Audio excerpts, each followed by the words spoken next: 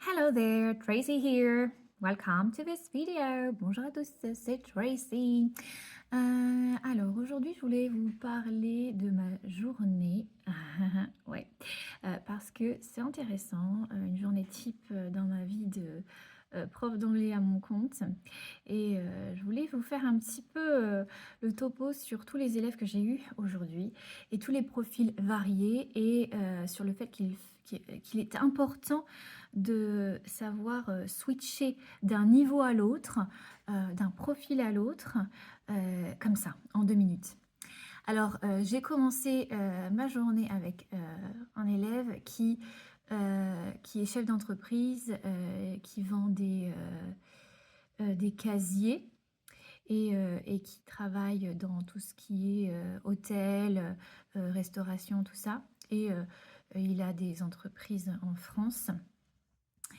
Et donc lui, il souhaite parler anglais parce qu'il est souvent en voyage et il a des amis anglophones. Il a la quarantaine d'années et voilà, l'anglais c'est pas forcément son truc, c'est pas inné chez lui, mais il fait beaucoup d'efforts et surtout il n'a pas le temps de travailler entre deux cours parce qu'il est beaucoup pris par son travail.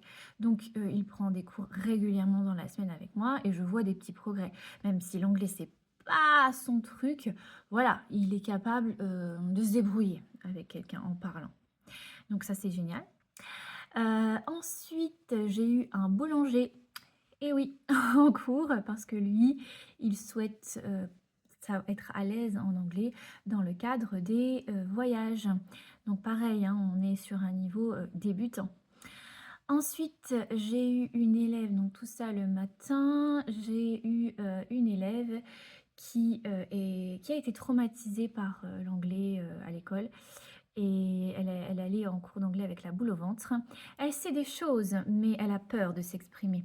Donc on est sur quelqu'un qui a un petit trauma vis-à-vis de ça et il faut la rassurer, surtout qu'elle est dans une prépa, dans le milieu, elle veut devenir juge. Donc voilà, le niveau demandé est assez élevé et elle a un examen en anglais où il faut lire des articles et savoir les résumer en anglais.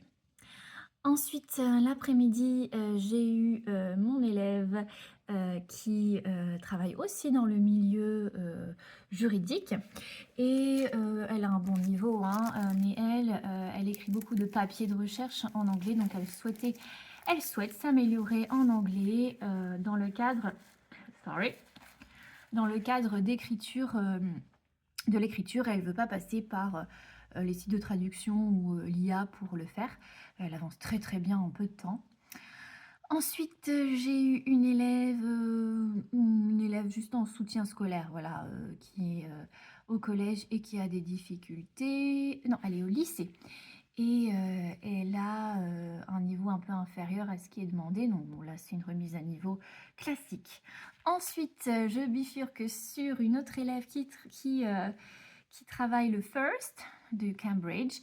Et donc là, on est plus sur de la grammaire B2, voire C1, un peu poussé, où là, c'est du bachotage avec des règles de grammaire à rappeler.